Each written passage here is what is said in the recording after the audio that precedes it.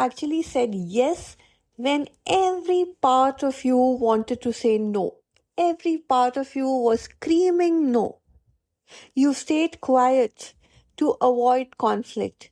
You've over explained yourself to avoid any misunderstanding, and you've constantly worried about somebody should not get disappointed. You should not end up hurting somebody. And maybe, just maybe, you've told yourself, this is just how I am. I'm just a nice person. I don't want problems. But what if your people pleasing goes deeper than personality? What if? What if it's actually a survival response you have and you've just learned this, through the years, a long time ago, maybe since childhood, just to keep everybody happy?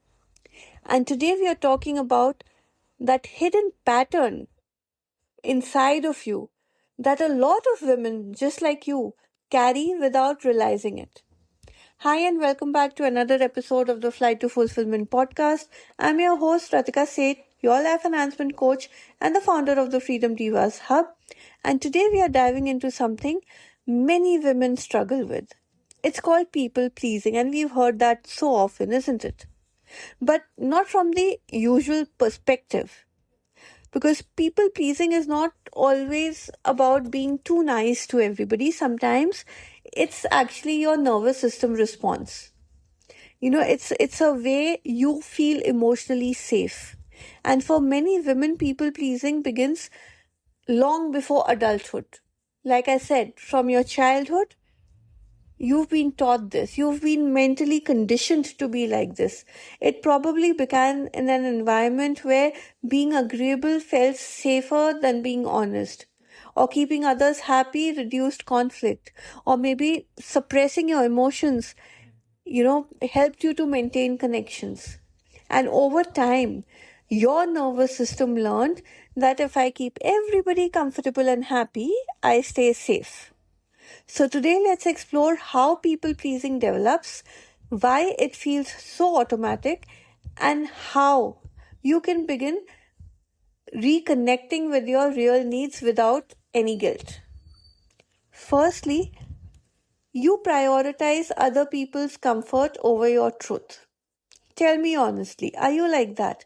One of the clearest signs of people pleasing. You automatically think of how everybody else feels, even before checking in with yourself. You avoid disappointing people. You don't want conflict, correct? You avoid disappointing people because you don't want to make anybody uncomfortable, even when it comes at the cost of your own comfort, your own emotional well-being. Secondly, saying no to somebody feels unsafe. So for many people pleasers, boundaries don't just feel uncomfortable, they feel unsafe. Because somewhere in the nervous system, saying no has, it's become associated with rejection, disconnection, criticism, conflict. So instead of protecting your energy, you actually overextend yourself to maintain that emotional safety. Thirdly, you become hyper aware of other people's emotions. Now, people pleasing often creates emotional hypervigilance. So, you are this hyper vigilant person. You constantly read the room. You monitor people's movements, their moods, and you start adjusting yourself accordingly, not because you're weak, but because your nervous system has learned to stay alert to emotional shifts around you. Number 4, you feel very guilty for having your own needs. Many women who people please learnt very early in their lives that their role was to support others. You always had to be there for others, with others, by their side, supporting them.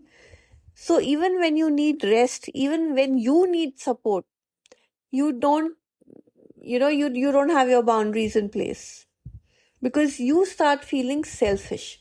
You start feeling guilty. You feel as if you are the vamp in this whole thing.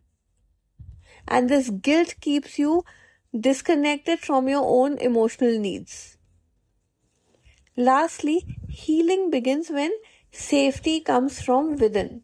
And this is the most important shift. It's the most important truth that healing, you know, people pleasing is not about becoming cold or uncaring. What do I mean by healing people pleasing? So you want to heal. You are a people pleaser who wants to heal. Now, it's not about you becoming cold. Okay? Just because you are people pleasing is stopping now does not mean that you've stopped caring for people. It's about teaching your own nervous system that you can be honest and safe at the same time, that you can say no and you can still be loved. You can have boundaries and still be worthy.